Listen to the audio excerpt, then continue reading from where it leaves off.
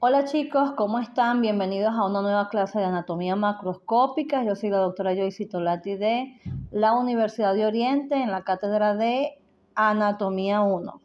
Ya cuando falta poco para nuestro parcial número 1, entonces vamos a estudiar un poco las ramas terminales de nuestro plexo braquial. Lo primero que hay que recordar es que este plexo está conformado por las ramas anteriores de los nervios espinales de C5 hasta T1 y que en algunas variaciones pueden estar recibiendo contribución de C4 y T2, pero esto no es lo más común.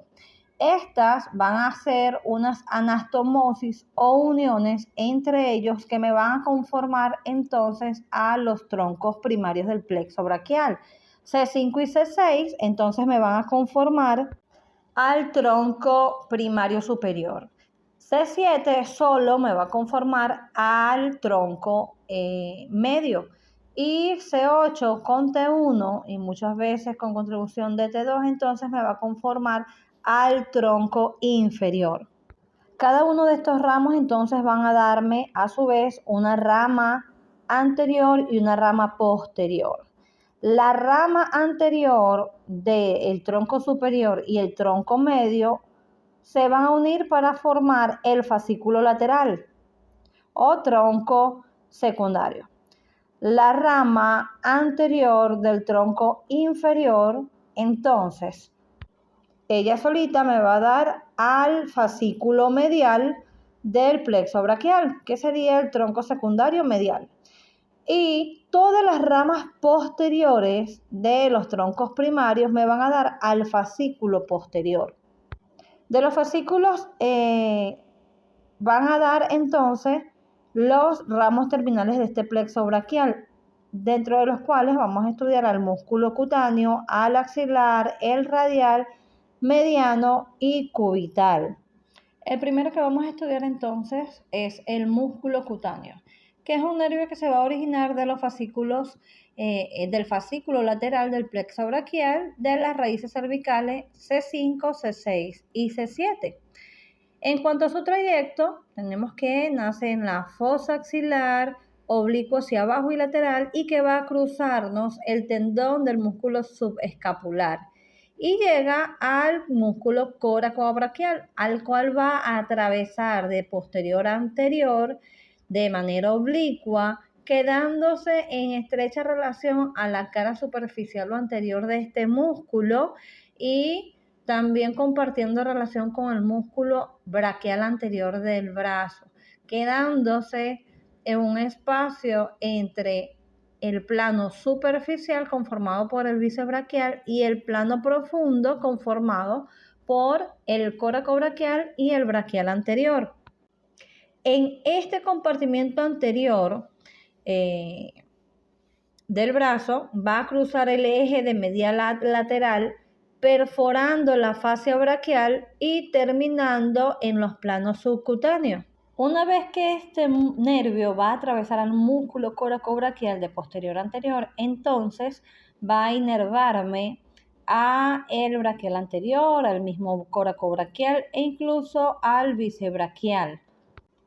Luego de dar origen a un pequeño ramo para el húmero y también de ramos articulares para la articulación del codo, entonces este nervio va a perforar la fascia profunda y va a emerger de manera lateral al bíceps braquial justamente a nivel del surco bicipital que estaba delimitado por el tendón del bíceps braquial. A partir de aquí y en la región antebraquial, entonces va a continuar como un nervio cutáneo, el nervio cutáneo lateral del antebrazo, con sus dos ramas, una anterior y una posterior. Estas dos ramas entonces me van a inervar la piel anterolateral de la región del antebrazo, es decir, que el nervio musculocutáneo es un nervio mixto. A nivel braquial es motor y a nivel antebraquial entonces es sensitivo, es cutáneo. Ok, nuestro segundo nervio a estudiar sería el mediano, que es el conformado por la rama medial del fascículo lateral y la rama lateral del fascículo medial del plexo braquial. Este va a conformar parte del paquete vasculonervioso del brazo porque va a acompañar a la arteria braquial o humeral en todo su recorrido y también a sus dos venas satélites. Está conformado, y hay que recordar, por fibras de las ramas anteriores de C6, C8 y T1. Observen acá cómo en todo su recorrido el nervio acompaña a la arteria humeral. Luego que este se conforma a nivel del plexo braquial, a nivel de la M del mediano, entonces este va a estar en la cara anterior, primero de la arteria axilar y luego de la arteria humeral. Este va a descender por la parte externa, anterior y externa de la arteria humeral y luego a mitad, a tercio medio del brazo.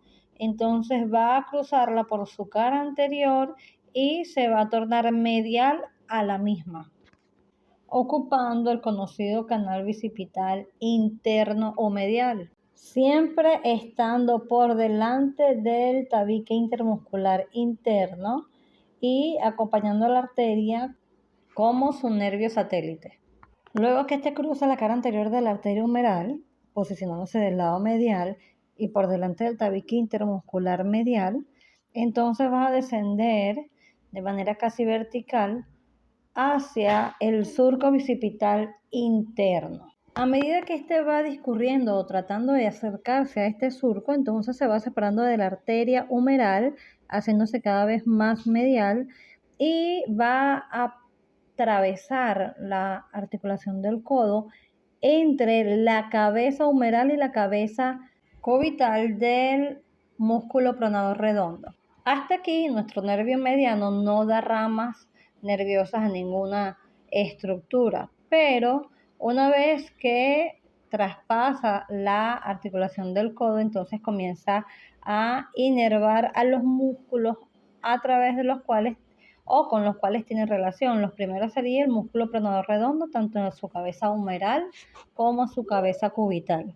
También va a dar algunas ramas para la articulación del codo, pero de aquí en adelante entonces las ramas que va a aportar el nervio mediano estarán dadas en el tema de antebrazo. El tercer nervio que vamos a estudiar entonces va a ser este nervio.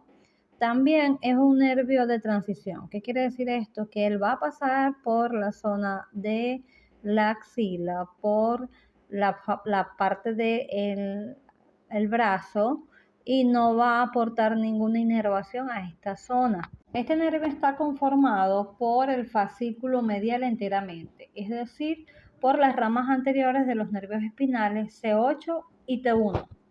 Una vez que este nervio se forma, entonces va a descender por la parte posteromedial a la arteria humeral. Esta relación se va a mantener hasta llegar al tabique intermuscular, a través del cual este siempre va a permanecer en la parte posterior, es decir, va a quedar detrás de ese tabique intermuscular, separándose obviamente aún más de la arteria humeral. En su recorrido, entonces, desde un principio va a estar acompañado del lado medial por el nervio cutáneo braquial medial y también por el lado externo por el nervio cutáneo antebraquial medial. En cuanto a los músculos, se va a relacionar primeramente con el músculo dorsal ancho o latísimo del dorso y el músculo redondo mayor. Y a medida que este va descendiendo, entonces va a tener relación con la cara profunda del músculo tríceps braquial y va a estar posterior al tabique intermuscular medial, es decir, va a estar entre estas dos estructuras. Una vez llegada a la parte más inferior del hueso húmero, entonces este va a pasar por la parte posterior del epicóndilo medial del mismo. Este nervio va a dar inervación, y valga la redundancia, solo a las porciones más distales del miembro superior, es decir, antebrazo y mano. Recapitulando entonces en la siguiente imagen vamos a observar que en la parte superior entonces nuestro nervio cubital, aunque va a estar posterior a la arteria humeral, este no va a tener relación con el tabique intermuscular medial aún porque este no se ha conformado como tal, pero siempre va a estar por delante del músculo tríceps braquial y medial y posterior a la arteria humeral. Si descendemos un poco, entonces aquí aparece parte de los acompañantes de este nervio, que sería la arteria colateral cubital superior, que es rama del humeral, rama interna, y que va a ser la compañera de este nervio. Ya aquí si podemos ver el tabique intermuscular medial, vean cómo por detrás queda lo que para ustedes es inferior, esto sería posterior, el nervio cubital con una arteria colateral cubital superior, está posterior a este tabique y anterior al músculo tríceps braquial. Y vemos que está un poco más alejado de todo el paquete vasculonervioso de la región humeral. Bueno chicos, ahora vamos a estudiar el cuarto nervio terminal del plexo braquial, que sería el nervio radial. Este nervio es una de las ramas del fascículo posterior del plexo braquial, es decir, va a ser siempre posterior, formado por ramas posteriores, luego por el fascículo posterior del plexo braquial y él va a ser una de estas ramas posteriores porque el otro va a ser el nervio circunflejo, ¿ok? Una vez que este se conforma, entonces va a estar siempre posterior a la arteria humeral, primero en la axilar, luego la humeral, pero haciéndose cada vez más posterolateral y teniendo mayor relación con los músculos dorsal ancho y redondo mayor, pasando al compartimiento posterior del brazo a través del triángulo húmero-tricipital. Este triángulo va a ser atravesado por el nervio en conjunto con arteria braquial profunda y con sus venas satélites, la homónima de esta. Este va a discurrir de medial hacia posterior y lateral, aún más, y se va a introducir, va a perforar el tabique intermuscular lateral. Pero antes de esto nos va a dar entonces un nervio cutáneo braquial lateral inferior y también nos va a dar un nervio antebraquial cutáneo posterior. ¿Qué quiere decir esto? Que él antes de introducirse o de perforar el tabique intermuscular lateral nos va a garantizar la inervación cutánea de la parte lateral y posterior de brazo y antebrazo. Luego que el nervio radial perfora, atraviesa este tabique intermuscular lateral, entonces se va a alojar en el surco bicipital lateral.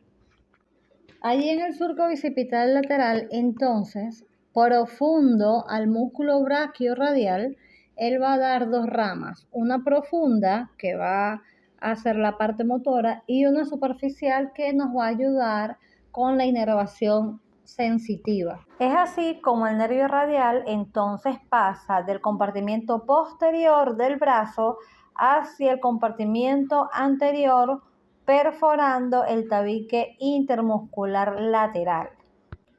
Por último, entonces vamos a estudiar la última rama del plexo braquial, que es el nervio circunflejo o axilar, que ya anteriormente tuvimos que haberlo visto en la parte de región axilar, pero vamos a darle un repaso rápido.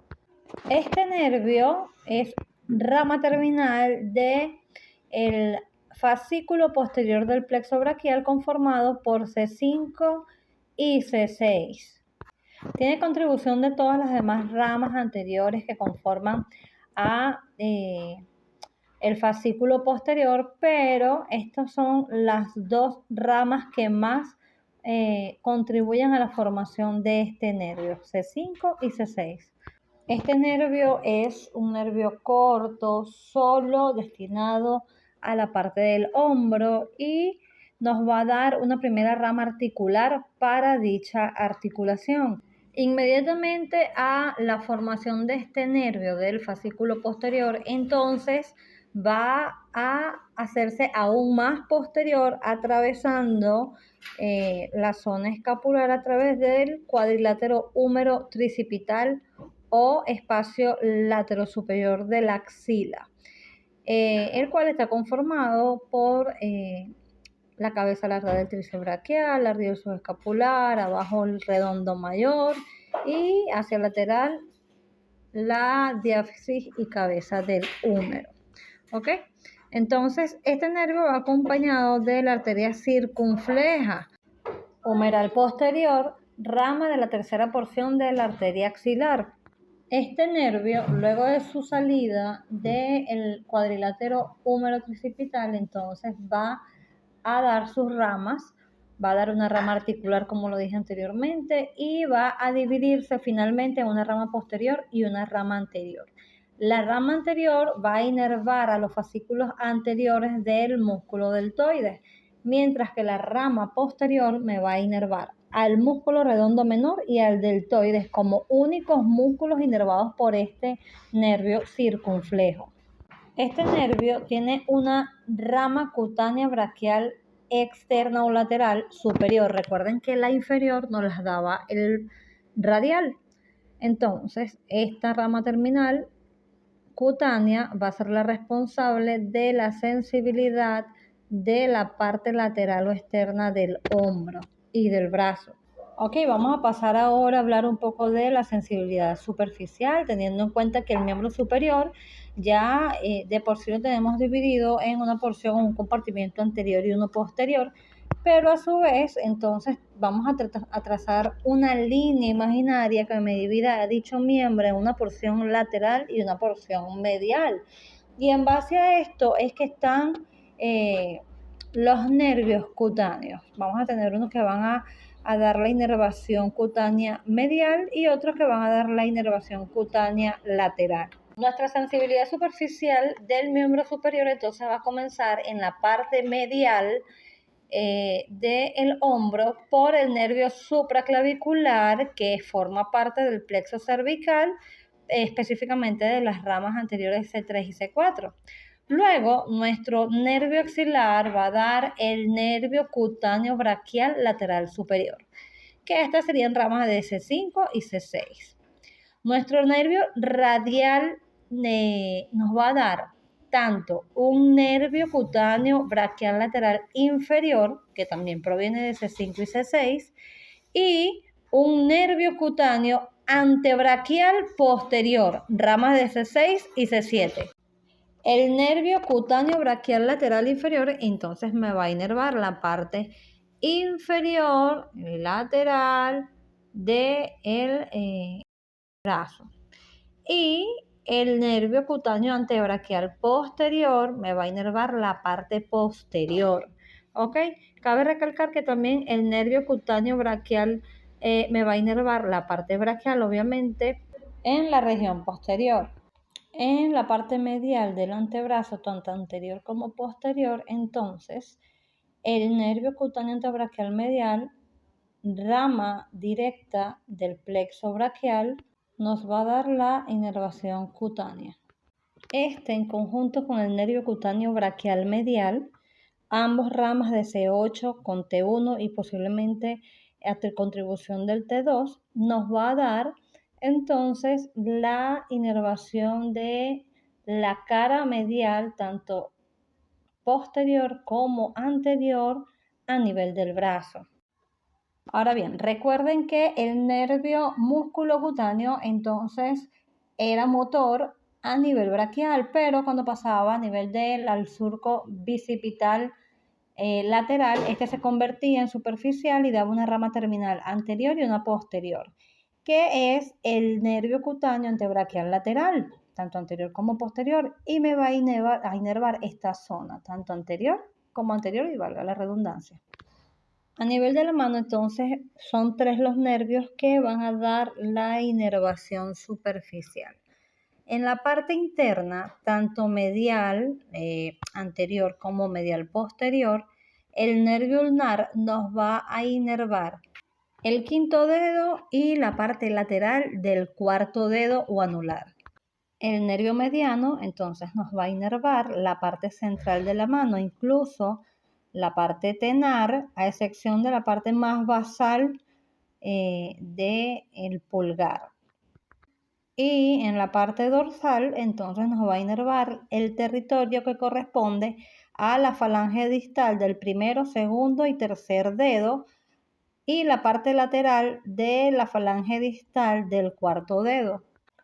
Por último, el nervio radial entonces nos va a dar la inervación sensitiva de la cara dorsal de la mano del primero, segundo, tercer dedo hasta la segunda falange, a excepción del pulgar que es hasta la falange proximal, y la inervación del cuarto dedo, pero solo la parte externa hasta la segunda falange del mismo.